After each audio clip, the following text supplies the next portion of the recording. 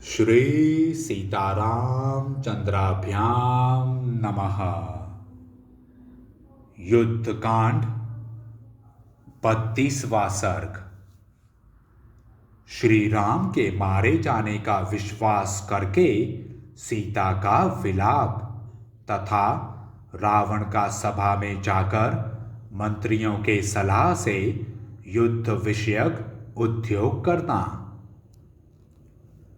सीता जी ने उस मस्तक और उस उत्तम धनुष को देखकर तथा हनुमान जी की कही हुई सुग्रीव के साथ मैत्री संबंध होने की बात याद करके अपने पति के जैसे ही नेत्र, मुख का वर्ण, मुखाकृति, केश, ललाट और उस सुंदर चूड़ामणि को लक्ष्य किया। इन सब चिन्हों से पति को पहचान कर वे बहुत दुखी हुईं और कुर्री की भांति रो रो कर कैकेयी की निंदा करने लगीं। कैकेयी, अब तुम सफल मनोरथ हो जाओ। रघुकुल को आनंदित करने वाले ये मेरे पतिदेव मारे गए। तुम स्वभाव से ही कलहकारिणी हो। तुमने समस्त रघुकुल का संहार कर डाला। आर्य श्री राम ने कैकेयी का कौन सा अपराध किया था जिससे उसने इन्हें चीर वस्त्र देकर मेरे साथ वन में भेज दिया था। ऐसा कहकर दुख की मारी तपस्विनी वैदेही बाला थर थर कांपती हुई कटी कदली के समान पृथ्वी पर गिर पड़ी। फिर 2 घड़ी में उनकी चेतना लौटी और वे विशाल लोचना सीता कुछ धीरज धारण कर उस मस्तक को अपने निकट रखकर विलाप करने लगीं। हाय महाबाहो, मैं मारी गई। आप वीर व्रत का पालन करने वाले थे। आपकी इस अंतिम अवस्था को मुझे अपनी आंखों से देखना पड़ा। आपने मुझे विधवा बना दिया। स्त्री से पहले पति का मरना उसके लिए महान अनर्थकारी दोष बताया जाता है। मुझ सती साध्वी के रहते हुए मेरे सामने आप जैसे सदाचारी पति का निधन हुआ, यह मेरे लिए महान दुख की बात है। मैं महान संकट में पड़ी हूँ, शोक के समुद्र में डूबी हूँ। जो मेरा उद्धार करने के लिए उद्यत थे, उन आप जैसे वीर को भी शत्रुओं ने मार गिराया। रघुनंदन, जैसे कोई बछड़े के प्रति स्नेह से भरी हुई गाय को उस बछड़े से विलग कर दे, यही दशा मेरी सास कौशल्या की हुई है। वे दयामयी जननी आप जैसे पुत्र से बिछुड़ गईं। रघुवीर, ज्योतिषियों ने तो आपकी आयु बहुत बड़ी बताई थी, किंतु उनकी बात झूठी सिद्ध हुई। रघुनंदन, आप बड़े अल्पायु निकले, अथवा बुद्धिमान होकर भी आपकी बुद्धि मारी गई। तभी तो आप सोते हुए ही शत्रु के वश में पड़ गए, अथवा यह काल ही समस्त प्राणियों के उद्भव में हेतु है। अतः वही प्राणी मात्र को पकाता है, उन्हें शुभाशुभ कर्मों के फल से संयुक्त करता है।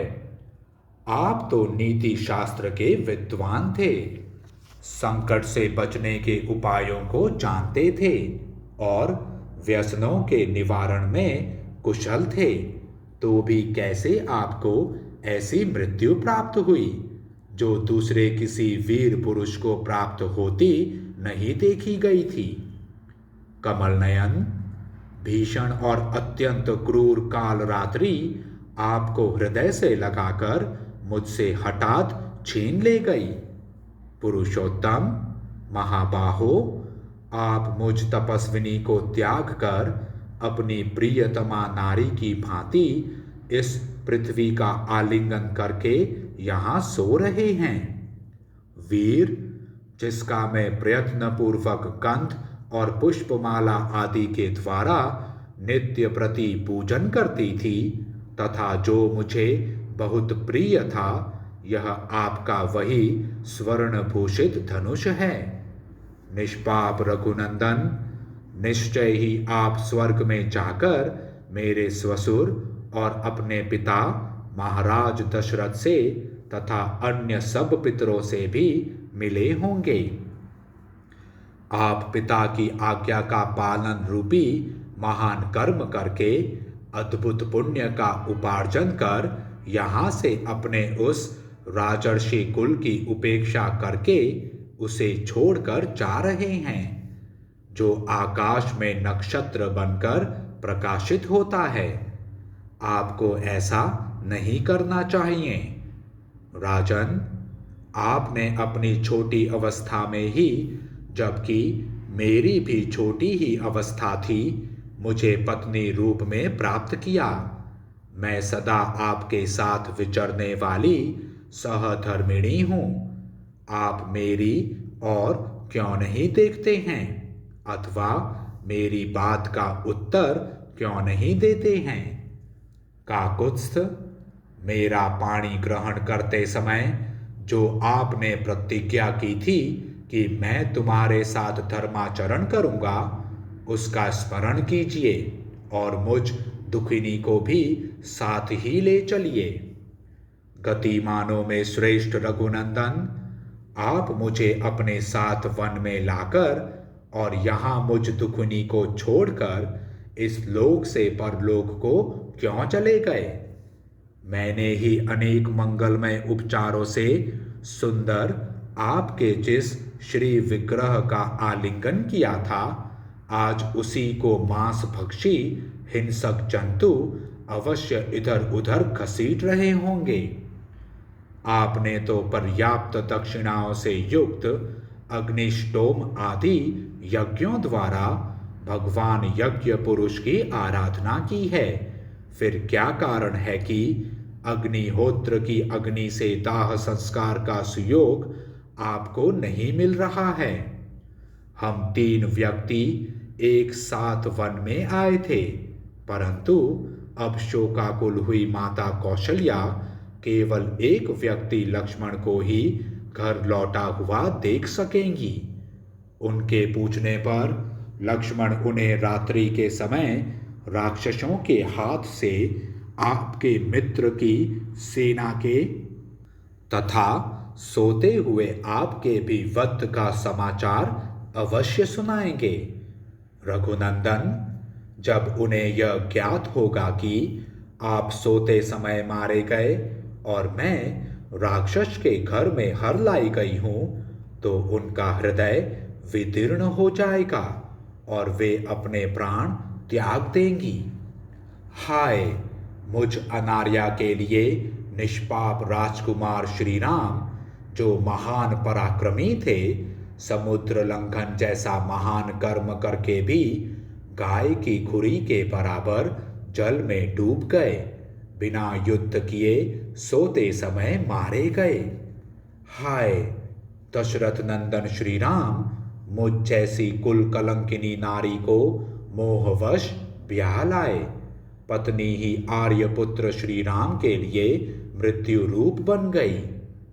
जिनके यहाँ सब लोग याचक बनकर आते थे एवं सभी अतिथि जिन्हें प्रिय थे, उन्हें श्री राम की पत्नी होकर जो मैं आज शोक कर रही हूँ, इससे जान पड़ता है कि मैंने दूसरे जन्म में निश्चय ही उत्तम दान धर्म में बाधा डाली थी। रावण, मुझे भी श्री राम के शव के ऊपर रखकर मेरा वध करा डालो। इस प्रकार पति को पत्नी से मिला दो। यह उत्तम कल्याणकारी कार्य है, इसे अवश्य करो। रावण, मेरे सिर से पति के सिर का और मेरे पैर और मेरे शरीर से उनके शरीर का संयोग करा दो। इस प्रकार मैं अपने महात्मा पति की गति का ही अनुसरण करूंगी। इस प्रकार दुख से संतप्त हुई विशाल लोचना जनक नंदिनी सीता पति के मस्तक तथा धनुष को देखने और विलाप करने लगी। जब सीता इस तरह विलाप कर रही थी, उसी समय वहां रावण की सेना का एक राक्षस हाथ जोड़े हुए अपने स्वामी के पास आया। उसने आर्यपुत्र महाराज की जय हो कहकर रावण का अभिवादन किया और उसे प्रसन्न करके यह सूचना दी कि सेनापति प्रहस्त पधारे हैं। प्रभो, सब मंत्रियों के साथ प्रहस्त महाराज की सेवा में उपस्थित हुए हैं। वे आपका दर्शन करना चाहते हैं, इसलिए उन्होंने मुझे यहाँ भेजा है। क्षमाशील महाराज, निश्चय ही कोई अत्यंत आवश्यक राजकीय कार्य आ पड़ा है, अतः आप उन्हें दर्शन देने का कष्ट करें। राक्षस की कही हुई यह बात सुनकर दशग्रीव रावण अशोक वाटिका छोड़कर मंत्रियों से मिलने के लिए चला गया। उसने मंत्रियों से अपने सारे कृत्य का समर्थन कराया और श्री रामचंद्र जी के पराक्रम का पता लगाकर सभा भवन में प्रवेश करके वह प्रस्तुत कार्य की व्यवस्था करने लगा। रावण के वहां से निकलते ही वह सिर और उत्तम धनुष दोनों अदृश्य हो गए। राक्षस राज रावण ने अपने उन भयानक मंत्रियों के साथ बैठकर राम के प्रति किए जाने वाले तत्कालोचित कर्तव्य का निश्चय किया। फिर राक्षस राज रावण ने पास ही खड़े हुए अपने हितैषी सेनापतियों से इस प्रकार समयानुकूल बात कही। तुम सब लोग शीघ्र ही डंडे से पीट पीट कर धौंसा बजाते हुए समस्त सैनिकों को एकत्र करो, परंतु उन्हें इसका कारण नहीं बताना चाहिए।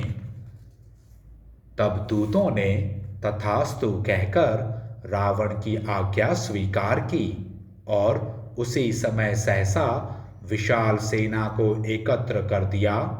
फिर युद्ध की अभिलाषा रखने वाले अपने स्वामी को यह सूचना दी कि सारी सेना आ गई। इस प्रकार श्री वाल्मीकि निर्मित आर्ष रामायण आदि काव्य के युद्ध कांड में 32वां सर्ग पूरा हुआ। जय श्री राम।